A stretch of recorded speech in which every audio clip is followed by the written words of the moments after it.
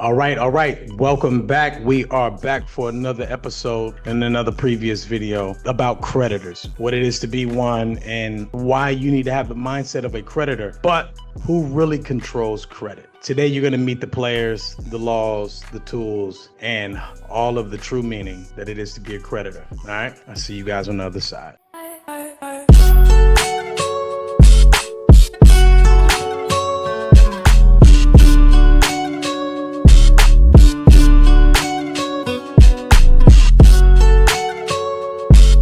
So listen, understanding the ecosystem, the agencies, and the legal tools that govern your power as a financial institution. And again, I'm saying that because I want you guys to realize that you are a financial institution. Again, in another previous video that I did, I was describing what the definition of a financial institution and any business model that you have where you decide to carry a note or carry future payments with your clients and you have that agreed under contract, then by legal definition, even financial definition, you are a financial institution. All right, let's get into this. Most people think that the credit bureaus are in charge, right? I'm going to show you who really controls credit and the laws and the tools that make it all happen. You know, the main thing is you want to stop being a consumer, at least the consumer mindset, right? It's the consumer mindset.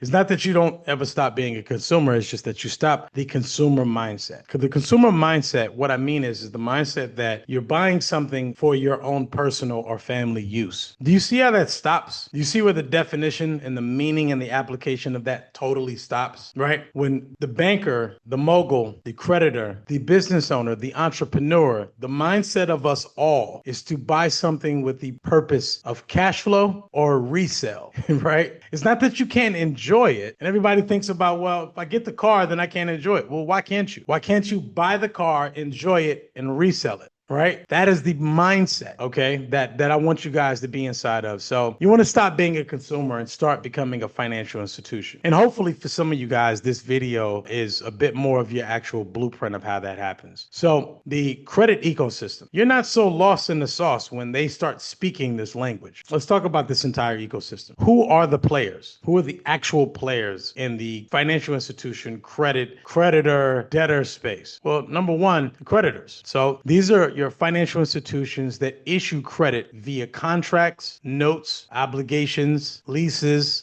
different terminology like that. All right. And I say this because I want you guys to start getting familiar with this terminology. So it becomes second nature. So when you guys are dealing with the everyday person, or if you're dealing with the everyday institution, because knowing the language will help you move throughout society. Anybody that I've ever met that has moved from the US and moved into another country, like a good friend of mine, they moved to Spain, I believe, and they learned the Spanish dialect so well they can navigate and do anything. And anytime that we interact or they act as my guide, literally. So learning the language will give you room to move and maneuver through. The creditors, they control the deal and they decide if it gets reported or not, right? So then let me add on to the creditor, and that would be what we call a data furnisher, right? These are creditors who use data furnishing tools to report payment behavior, right? They report balances, they report the length of the agreement, they also report how often or how frequent these payments are made. They then feed this information into the CRAs, the credit reporting agencies. In banking, we would refer to them as repositories. They are data repositories. They hold the information there and they will extract it out upon recall. That is a repository, right? Yeah, you can look up the definition of repository if you like and correct me in the comments or something. All right. So who's another player? Credit reporting agencies, right? They themselves are where they house the information at. Can a creditor become a credit reporting agency? By law, you can't mix the two, but by all means, I would love someone to be out there to challenge yourself to the idea of, you know what, why don't we just start up a whole new agency? Oh shit.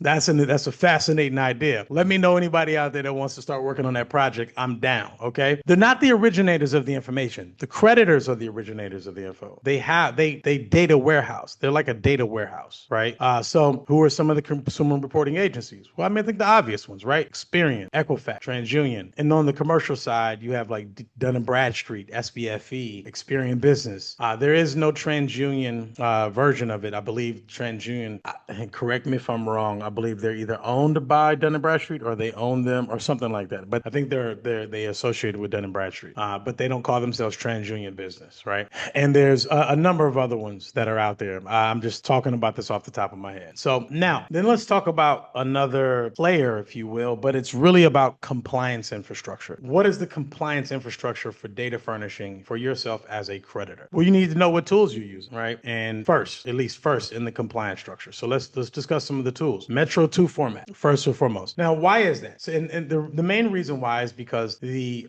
government has kind of set a standard that there needs to be a uniform format to how data is being reported. If you guys actually did a little homework on the history of data furnishing and credit reporting and the credit reporting agencies, it was treacherous out here. Like, I could not imagine living in those times. I would be furious. I mean, you thought racism was real now. Like that was different back. Imagine how someone would report your file just because you were black, just because you were a woman, right? Just because you were Indian, just because like you were a foreigner or something like that. The powers that be would house information to be favorable to whoever they were in bed with, right? Very treacherous, no governing law. In fact, let me look something up. I want to see, and I'm just going to look this up on the spot right now. I'm going to see if when the Fair Credit Reporting Act, when was the FCRA law passed? 1970. You guys see this? That's insane, right? The financial system changed over in 1933, so that between 33 and 70, we had treacherous time. Okay. All right, let me bring the screen back. That's insane. I honestly couldn't imagine what it'd be like if there was no rules in the game. So Metro 2 is the format of how it's sent out. Now, what is Metro 2? Metro 2 it's kind of like a coding format. Any of my developers, software developers, coders, or what have you guys understand coding format. Metro 2 is like a coding format. It's how it's coded and supposed to be reported to this particular, to the credit reporting agencies. So it's been standardized across the board. That way, just because you're black, white, Hispanic, gay, straight, whatever the case may be, it can't be formatted anywhere differently. It's formatted the exact same way, and it breaks away from any discrimination actions, right? It's not to say that you're not being discriminated on sometimes, but it formatted in such a way that is done like that. Now, another space, another portal, if you will, it's called eOscar. So eOscar, in a lot of ways, is our kind of like our compliance portal. So normally eOscar is only used when there's a dispute. If there's a dispute, eOscar app operates kind of like an email switch, right? So someone sends a dispute through the credit reporting agencies. It goes from the agency through eOscar. Then it hits your desk on the creditor side, and you have to answer to that dispute or whatever the case. So anybody that's in the credit repair space, if you're in the credit space at all, you should know how the eOscar system actually operates. So that's where you get people that are doing these Metro 2 dispute letters. It's where you're getting them from, because it's going through the eOscar system, who views the coding in the format of Metro 2. All right, here's another important term, and actually I've had a couple clients reach out to me recently about this. It's subscriber code. What are your subscriber codes? Your subscriber codes are the codes. It's basically your account number with each one of the credit reporting agencies. When you want to do data furnishing after you've established yourself as a creditor, one of the main things that you want to do is obtain your subscriber code. Now, just a word of the wise, I would not worry about concentrating on 4 different agencies at one time. Do not worry about every single agency at one time. I would concentrate on one at a time. Get one subscriber code at a time. So that's the terminology you're going to use. If you reach out to the credit reporting agencies and you say, hey, I'd like to apply to become a data furnisher with you, they'll understand that.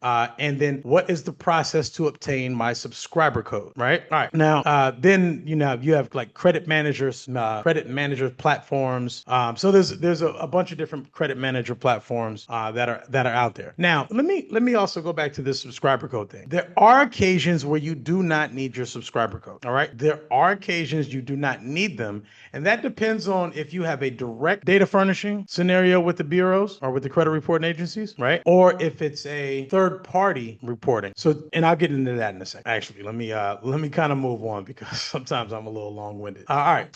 What are the laws that govern the entire creditors world? All right, let's go over a few. 31 USC subsection 5312. This is the definition of financial institutions. That's one of the first things that I like to point out to people, just so they can get a gist of the way that the government views financial institutions. Again, not my personal view. I would probably call other people financial institutions, but again, this is their view of it. So you want to make sure that you're translating the right translation as to what a financial institution. And again, any business that extends credit can be classified as a financial institution. Any business that extends credit. All right, I didn't plan on doing this, but let's go ahead and do this real quick. I need to define what the banking definition for the word credit is. How do you know when you're extending credit? What is the Barron's banking definition of credit? Let's see. According to Barron's Dictionary of Banking Terms, a credit refers to the right granted by a creditor to an applicant to defer payment of a debt, incur a debt and defer its payments, or purchase property or services and defer payment. This essentially means that credit allows an individual or entity to obtain goods or services now and pay for them later, usually with interest or fees. And again, I'll go a little bit, I go way into detail with this inside of our actual course. But again, for you guys, I just wanted to make sure that I pointed out what the definition of credit actually is. I don't want you guys getting it confused and thinking that credit has to do with money all the time. Credit literally might only have to do with your time. You're providing your time to someone else on credit, and then in exchange, you create a financial instrument or a financial contract between the two parties so they can pay you back at a later date. I truly hope that didn't go over everybody's head. This means if you issue leases, loans, or monthly contracts, you qualify or you may qualify as a creditor under law. All right. So again, we can at least get these definitions and everything together. So we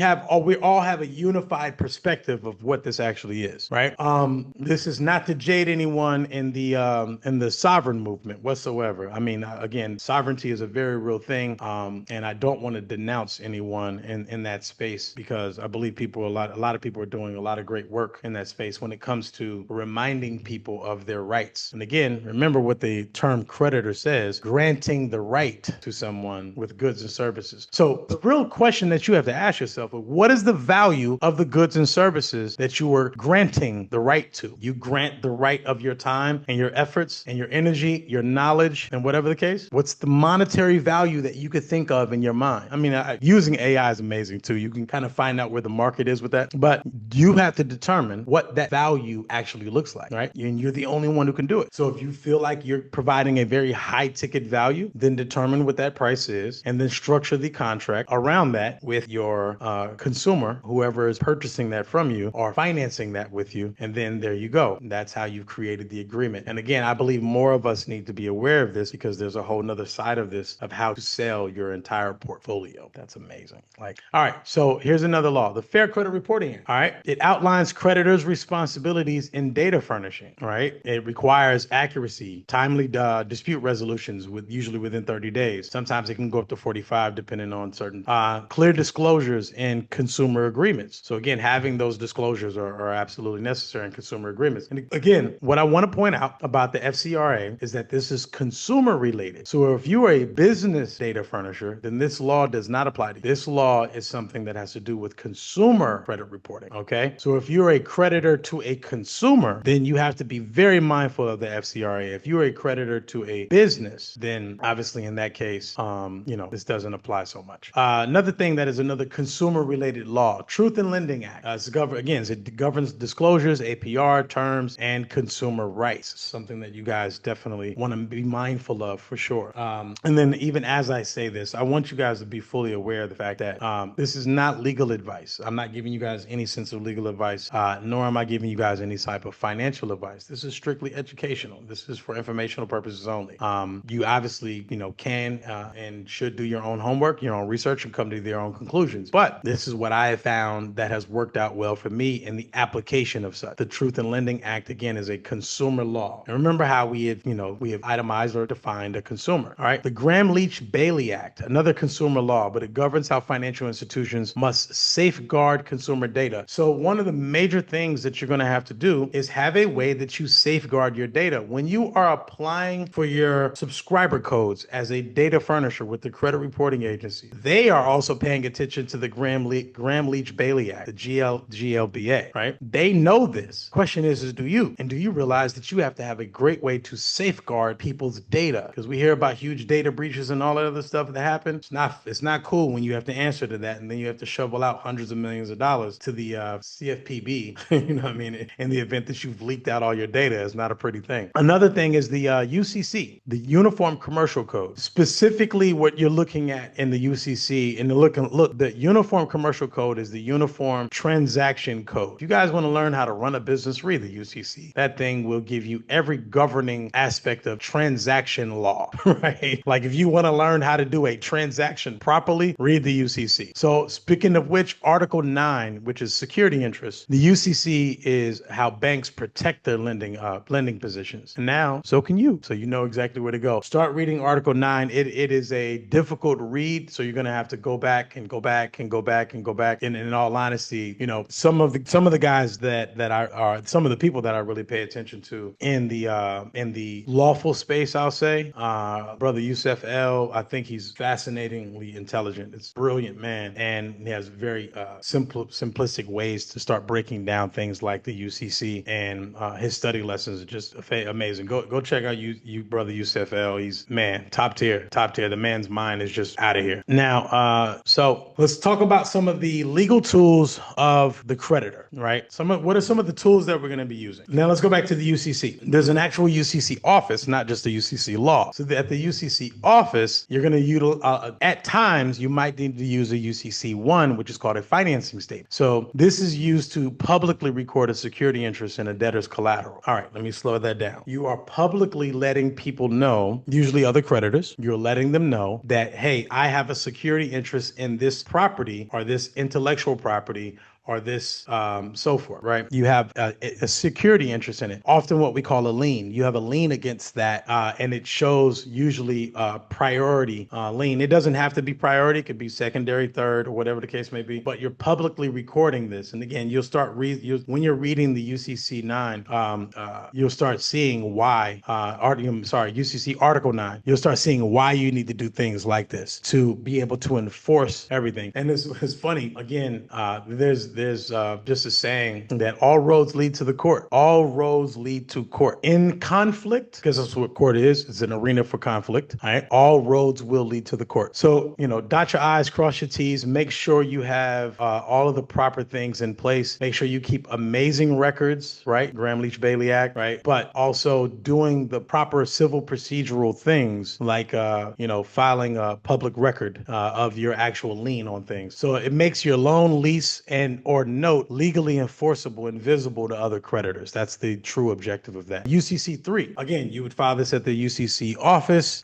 This is usually at your Secretary of State's office. So, I mean, same place where they do business filings. They might have the tax office, and there's a UCC office right there. You could find your documents and everything there. But your UCC 3, sometimes they're actually in the county buildings or the county records buildings, sometimes, depending on where you are. But you can find your UCC office pretty much anywhere. Just Google search them for your specific state. On the federal level, you probably want to do it out of DC if you want to do something on the federal level with the UCC, but that's another story. UCC 3 is an amendment. It's another tool you're going to use as a creditor. So what if someone owes you recorded that using the UCC 1, you put the lien against it, but what if they end up paying you off? How do you update and let people know that they've paid you off? You file a UCC 3. It's called an amendment, all right? It's an update to the UCC 1 filing. You terminate the interest upon payoff. That's the objective. You assign the debt to a new entity, it's like a sale when you're doing an assignment. Another word you guys are going to want to pay close attention to is assignment. It usually means to sell. All right. So another thing is a security agreement. Contracts that identify the asset being financed, the repayment terms, the recourse of if the debt defaults. And as a bonus tip, these tools allow you to monetize, securitize, and assign your financial contracts just like major banks do or lenders do. And again, this is just a little bit of light work. I go into into more detail inside of our class and even inside of the Mogul Maker Academy. Why this gives you leverage, knowing who the players are and what the laws are. It lets you operate like a financial institution, not just an entrepreneur. And the biggest entrepreneurs in this planet, the entire planet, are operating like this.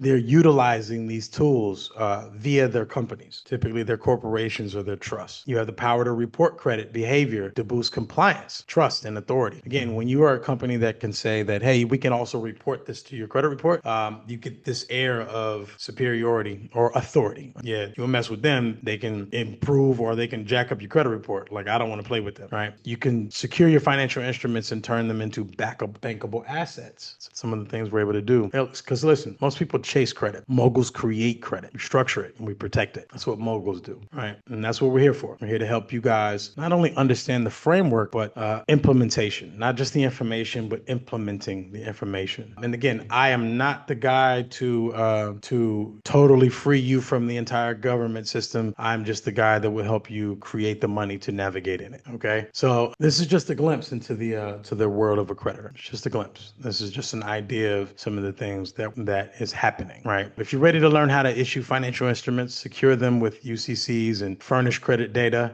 kind of like a bank, we teach that inside of our Data Furnishing Mastery course. Yeah, but listen, I'm going to continue to drop jewels right here on YouTube. So I hope that you guys like, subscribe, and even share this out to people, whoever you can, whoever you like. I really would love for this to become common knowledge, right, amongst all of us. So join us in the Mogul Maker Academy on School and, dive into our introduction to data furnishing. And we look forward to you joining in on the Data Furnishing Mastery Mentorship, and also just joining the Mogul Maker Academy as one of our mentees, or actually one of our moguls, one of the other people that has been there and done that and that wants to get the word out to your audience. We invite you guys also, and I appreciate you. That is my time, and I will see you guys on the other side.